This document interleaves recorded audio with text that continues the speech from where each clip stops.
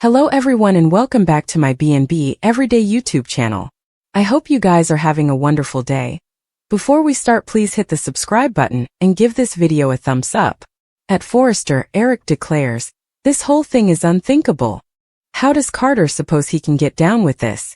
Steffi and Ridge recap how he tricked them into signing over power. Eric asks why he'd indeed do it. Steffi says, he did it for Hope. Eric says this is a family business and Carter has no right to try and depose the two of them. Ridge assures him they'll sort this out. Justin knocks and comes in. They want to hear that Carter will no way get his hands on the company. In Hope's cabin, she and Carter make out. He's sorry that Steffi came over their history and upset her. She's in Ridge's head and he's condemning her for everything. Carter had no choice but to file the LLC papers and declares that a new day is about to dawn at Forrester Creations. Hope tells him he looks perfect and adjusts his tie. Carter regrets that it came to this. Hope recaps that they kept brushing him off. Carter says he's doing this for her, all of the Logans and everyone at Forrester. The battle between the families ends moment.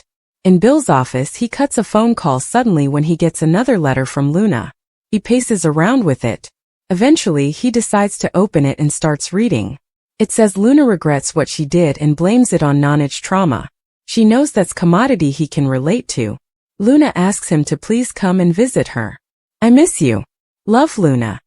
At the jail, Luna's surprised to see Poppy is visiting her again.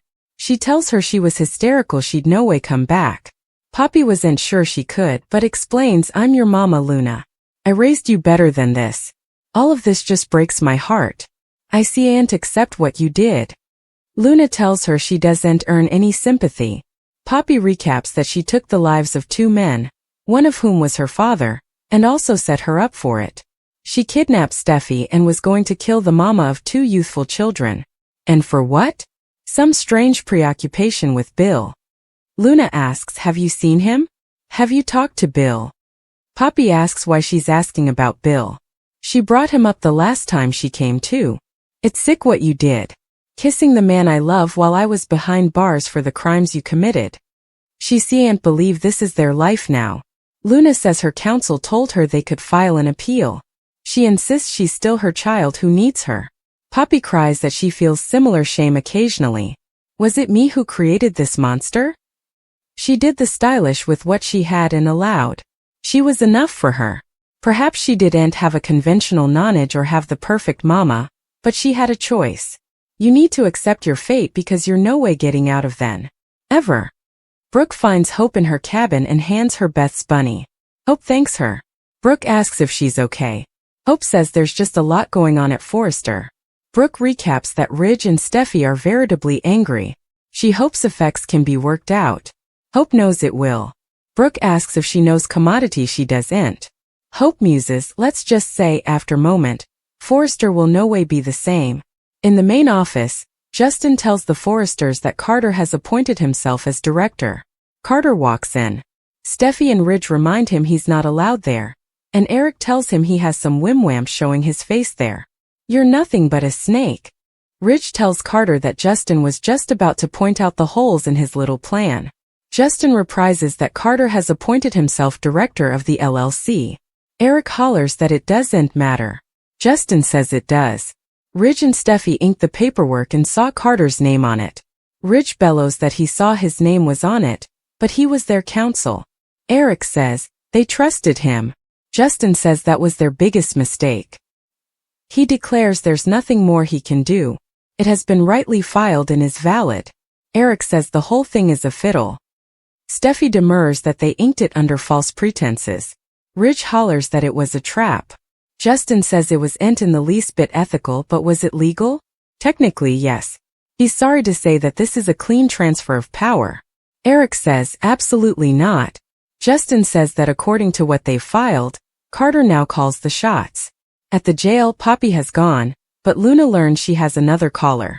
Luna stands as Bill walks in and gasps, "Oh my God, you're actually then." In the cabin, Brooke asks what Hope means by nothing will ever be the same at Forrester. She says effects can be fulfilled with honesty, rather than sneaky and underhanded. It's stylish it didn't work out. Hope asks, "Are you sure about that?"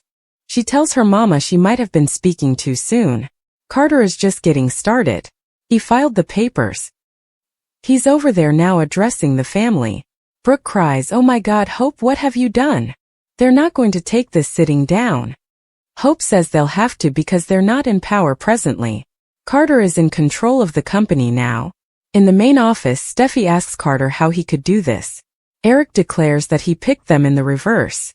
Carter says it's for the good of the company. Ridge says it's for the good of him and his gal. Carter says there will be no more favoritism. Ridge points out that's what he's doing right now. Carter complains that Brooke has the top lingerie line in the world and she's overlooked. Ridge erupts, "Overlooked by who?" Carter gripes that she doesn't get any respect, just like Hope. He calls Steffi out for firing Hope for particular reasons. He tried to maintain with them, but they would end here, so he'd to step up and take control of the company. Eric hollers, "My company. I designed the first collection, I cut the patterns, I cut the fabric." He betrayed him with Quinn and he forgave him, and now he's betrayed him again. "I stand with Ridge. You're fired." Carter says he abominated betraying Ridge. Ridge says it looked like he kinda loved it. Carter doesn't want to lose his fellowship. Ridge says, "You lost it. It's done." Carter replies, "Also I don't want to lose my lead developer." The Forrester laugh in unbelief as Eric asks, "Your lead developer?" Carter gets that it's shocking and there will be an adaptation period, but they will get past it. He's doing this for the good of the company. He gets that he shouldn't be in this position, he's not family. Ridge says they treated him as similar. Carter says he's in stranger. "You look at me the same way you look at the Logans." Steffi tells him to hear to himself. "You suppose you're in love with Hope, but she's using you. Wake up." Eric says that's enough. He orders Carter out of the structure. Carter rather walks behind the office. "I'm not leaving. I manage the LLC, so whether you like it or not, I'm in charge of Forrester Creations and I'm not going anywhere. Is that understood?"